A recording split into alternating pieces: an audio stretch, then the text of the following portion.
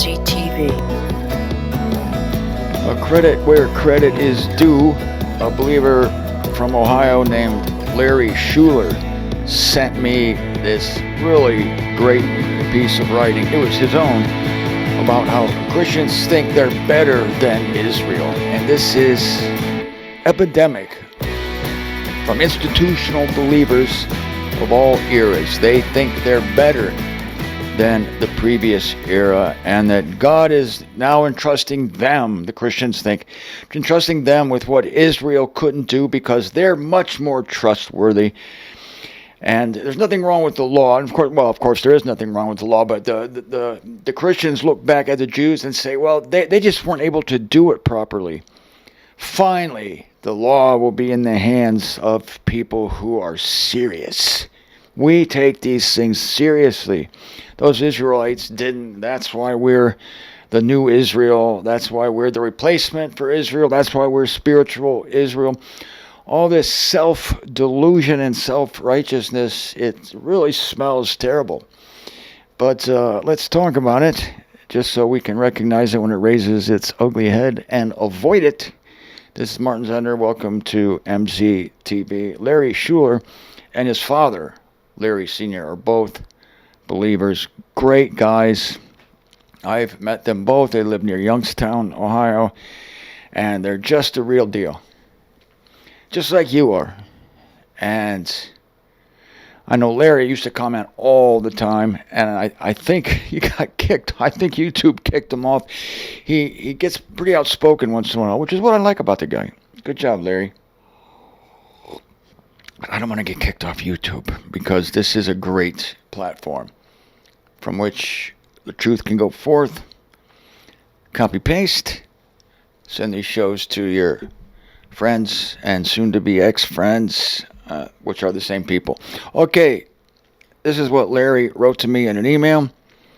These Christians are better than Israel? Not. Here's what Christians are really saying. Oh, that's evil Israel.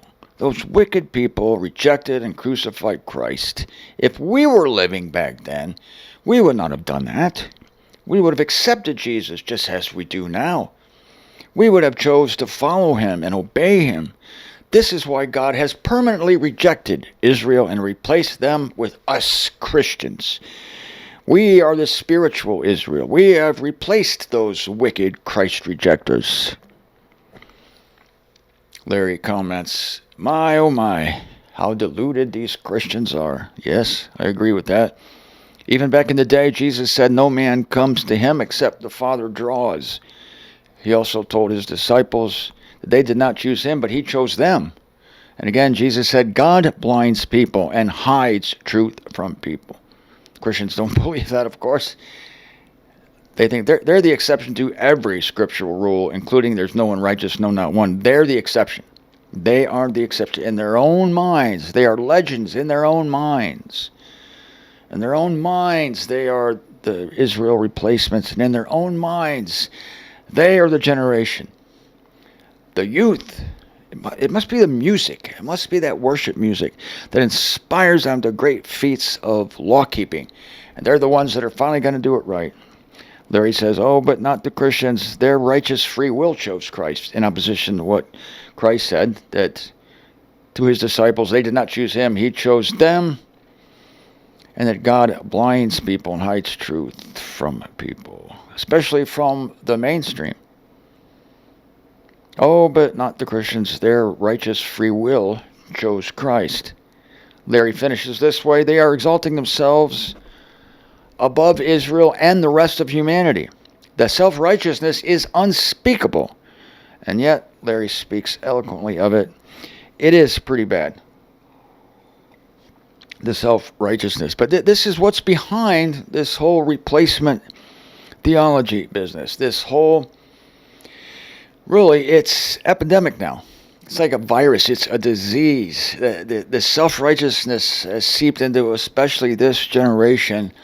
And it's just like communism. You find the students in college today, they're being taught by these leftist professors, and they're being taught communist theory, Marxism, and all these horrible things, Leninism, and The problem, they think, with communism is it's just that the right generation hasn't been entrusted with these great truths of the redistribution of wealth. And see, if power were concentrated in their hands, you see, they would be able to apportion it properly. They would be able to rule the world in righteousness. It's just that these communist theories, you see, have not been properly executed, and they're the generation that are going to do it right. And of course, Larry brings out these absolute truths that we did not choose Christ. Christ chose us. And these college kids reject the absolute political truth, which is power corrupts, and absolute power corrupts absolutely. They think that they are pure. They cannot be corrupted because they're so idealistic. Because they live in this fantasy world. Christians live in a fantasy world. College kids generally live in a fantasy world. It's the infection of youth, really, that they're unconquerable, they cannot die, that the whole world looks to them, and they're going to finally be the ones that bring about the nirvana upon the earth, bring about the peace and plenty that humanity has longed for these many years. And of course, that was what the whole peace movement was about, the Woodstock generation. What did those people accomplish, really? They recorded some great music, and they invented some great clothes.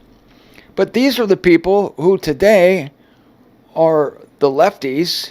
So ironic that those who are against war and pro-free speech and freedom and everything, these are the ones that are lusting after the levers of government so as to take away free speech and to initiate wars so that they can enrich themselves and lord it over other human beings. What happened to Woodstock, dude?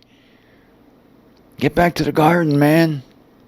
You were better off back then in '69 than you are today. Listen to what Jesus had to say about this phenomenon in Matthew chapter 23, and I'm in verse 28. Jesus speaking to the Pharisees. Well, let's start with verse 27. Woe to you, scribes and Pharisees, hypocrites, for you are resembling... What you're going to find here as I read this passage is that nothing has changed. Every generation thinks that they are the people, that they will undo the mistakes of their forefathers. They will perfect the walk. They have more resources. They're smarter. They have the internet.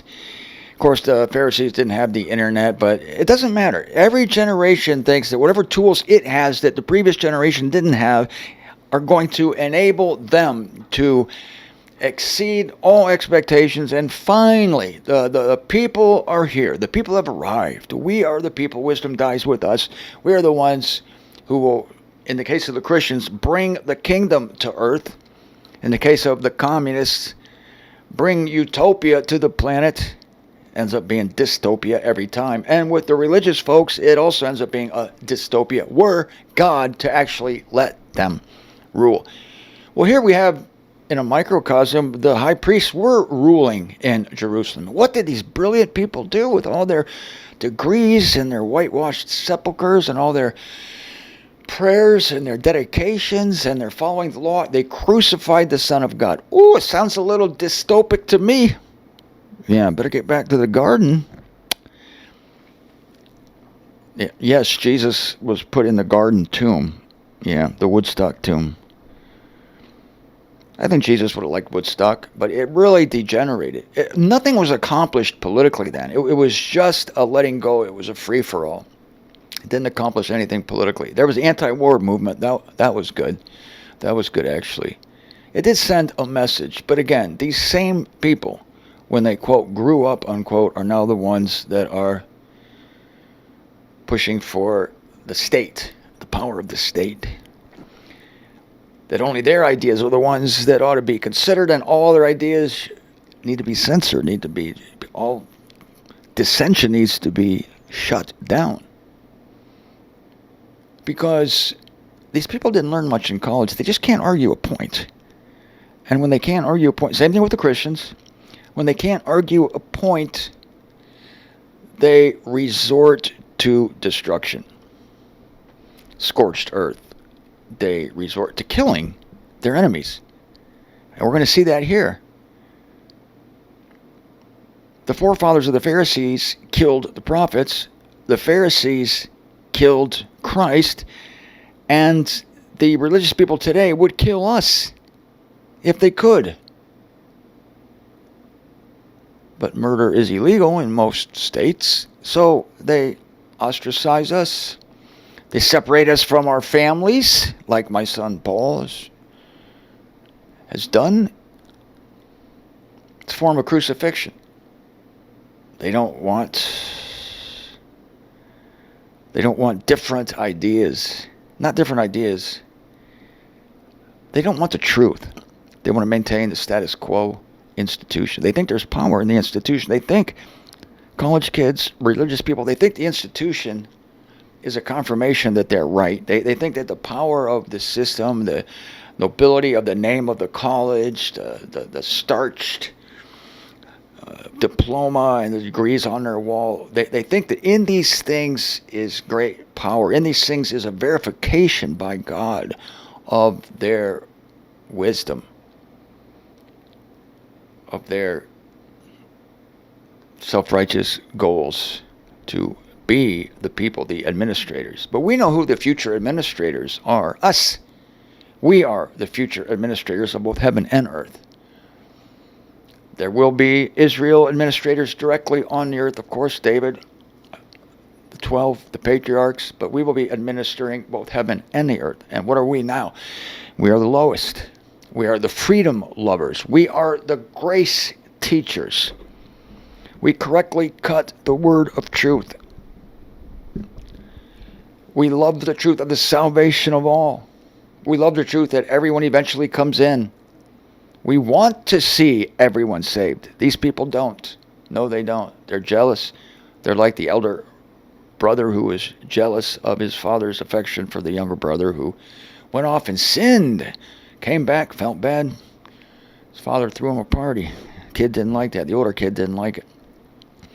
Woe to you, scribes and Pharisees, hypocrites, for you are resembling the whitewashed sepulchres, which outside indeed are appearing beautiful, yet inside they are crammed with the bones of the dead and all uncleanness. And I'm in Matthew chapter 23. That was verse 28. This is verse 29, getting to my main point.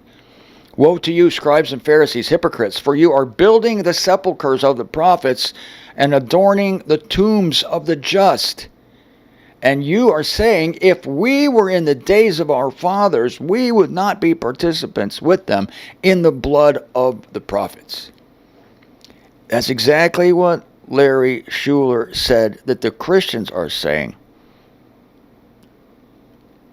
If we would have been alive in the time of Christ, we would have accepted Jesus, just like we do now. They think they do, but they are Jesus rejectors. They reject the Christ who saved the world at the cross. They reject him, completely reject him. They are worshiping another Jesus. We would have accepted Jesus as we do now. We would have chosen to follow him and obey him. They are convinced that if they had lived in the time of Christ, they would have followed Christ and obeyed him. But I know for a fact that they would not. How do I know that? Because we moderns, we are speaking the words of Christ, the saving words of Christ. We are speaking the words of the glorified Christ spoken through the Apostle Paul, that where sin abounds, grace superabounds, that God is conciliated to the world, that the old humanity was crucified through Christ, that through the blood of the cross he will reconcile all things to himself, both that in the heavens and that on the earth, through the ecclesia. These are words of grace. These are words of all-encompassing salvation. And they hate us for that. And yet we're speaking the words of Christ. So the audacity of these people, hey, if you want to think, if you want to at least entertain reasonably that you would have accepted Christ back in the day, why don't you accept him now? They think they do, but they don't. They're in love with the institution. They hate his word. They teach as teachings the directives, the doctrines of humans and not of God. They love their traditions, not the truth. That was the indictment against the Pharisees in the first century. That's the indictment of Christians today. we would have chosen to follow him and obey him. This is why God has permanently rejected Israel and replaced them with us Christians. We are the spiritual Israel. Like you took a vitamin pill, you took a self-righteousness pill, and now you're going to do what Israel failed to do. You're the new Israel. You're high-tech. No, what you are is you're high-tech unbelievers. You're high-tech lawbreakers. You're high-tech hypocrites. High-tech hypocrites. There's a great statement. I want to see that bumper sticker on every car of every Christian in America. I'm a high-tech hypocrite. You have all the advantages of all the Bibles and the translations and the concordances and the websites, and you're just as much a hypocrite as those Jews in the day who said, all that the Lord, at the foot of Mount Sinai, all that the Lord has said, we will do. And 15 minutes later, they're all dancing around the calf. Christians say, well, we won't never dance around the calf. Yeah, but you will ostracize God's chosen. You will cut off from your family God's teachers and God's evangelists and Christ's teachers and Christ's evangelists, because you think you are the people, and wisdom arises with you. If you really want to suffer for Christ, try believing what we believe. Christians, try believing in the salvation of all, in the complete sovereignty of God, in the conciliation of the world, that God is now at peace with the world, that all things will eventually return to God, that God will be all in all. Try teaching that. You want to suffer evil with the evangel? You want to see what you're made of? Okay. Try that. We have replaced those wicked Christ rejectors. No, you're just a new set of Christ rejectors. The names have changed. That's it. The Pharisees have never changed. The Pharisaic self-righteous attitude has never changed. Just the name has changed and the dress has changed. They don't dress the same. They're the same exact people. Because listen to what Jesus says next. Back to Matthew 23. If we were in the days of our fathers, we would not be participants with them in the blood of the prophets. And Jesus answers, he says to them, so that you are testifying to yourselves that you are the sons of those who murdered the prophets, and you fill full the measure of your father. Do you realize what he's saying here? He's saying, fill full the measure of your father. In other words, go ahead and do what they did. In other words, he's basically prophesying his death at their hands. That's what he's doing here. And every generation says, we wouldn't have been that way. You see, the Pharisees, the religious people, the institutional people of Jesus' day say the same things that the Christians said today. Only they say it concerning the prophets of old, concerning Isaiah, Jeremiah, Ezekiel, Daniel. They were persecuted, those guys. Those guys were persecuted by the religious mainstream. The spiritual minority will always be persecuted by the religious mainstream. Always. Nothing has changed. That is God's big, fat, hairy, glorious, predictable rut. I mean, it happens down the line. And here it is. It happens down the line. They build the tombs. Oh, we love the prophets. Oh, the prophets are heroes. Isaiah, Jeremiah.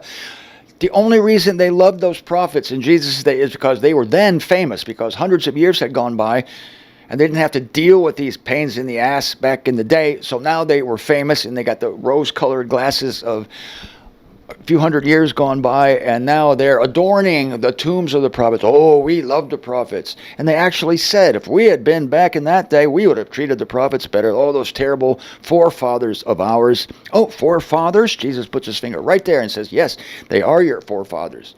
In what way? In the way that just like they killed the men of God, you are going to kill the man of God. You're going to kill me. Fill full the measure of your father.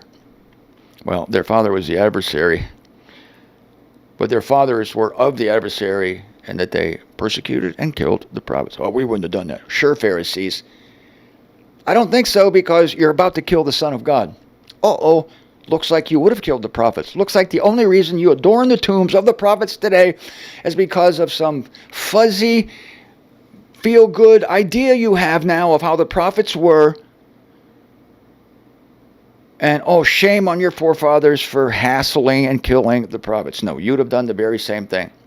And Christians today who say, oh, if we had been in the time of Jesus, we would have loved to be in the time of Paul. We would have been followers of Paul. We would have been at all Paul's meetings. I would have loved to make coffee at Mary's house, and we would have been in all the Bible studies. Oh, no, you wouldn't, you freaking whitewashed sepulchres, you hypocrites, you brood of vipers. No, you would not. And I can prove it is because you persecute those who today teach Paul. You persecute us. You don't want to hear anything about it. You don't want to hear of the salvation of all taught by Paul. You don't want to hear of the conciliation of the world taught by Paul. You don't want to hear of God operating all things in accord with the counsel of his will taught by Paul.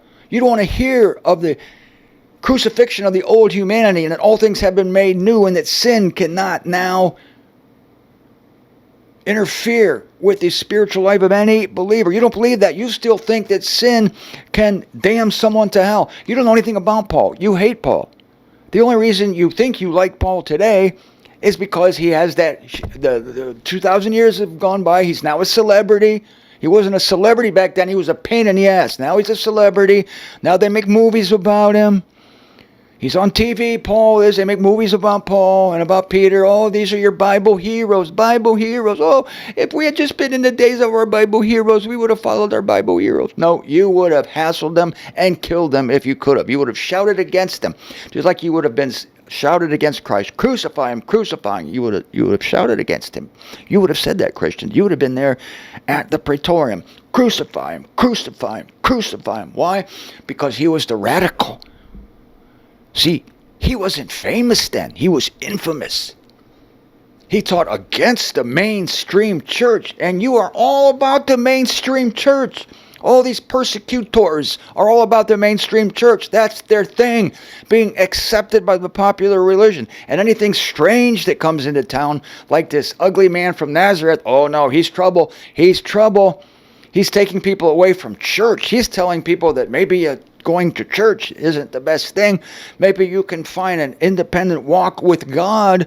Maybe you can go directly to your Father, and you don't need the intermediary of these hypocrites and these vipers in Jerusalem. And maybe the next time I go to Jerusalem, they're going to put me on a cross to get rid of me. Yeah, those are your forefathers, Christians.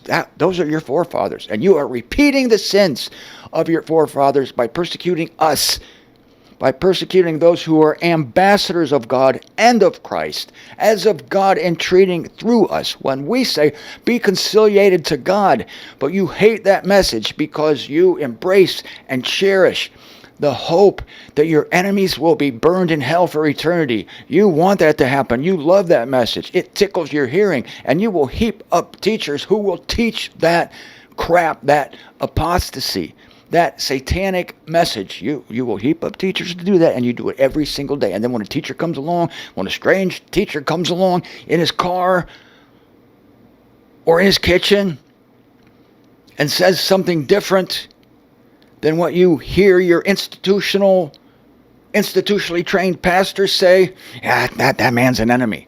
That man's, he's weird, he's off, he's not with the mainstream, he's not with us, he's not with us. We can't crucify him. It's not legal in most states, but we can ostracize him. We can persecute him in many, many, many other ways. We can make him feel very, very bad. We can take away his family. We can take away his money. We can take away his reputation. Fill full the sins of your fathers.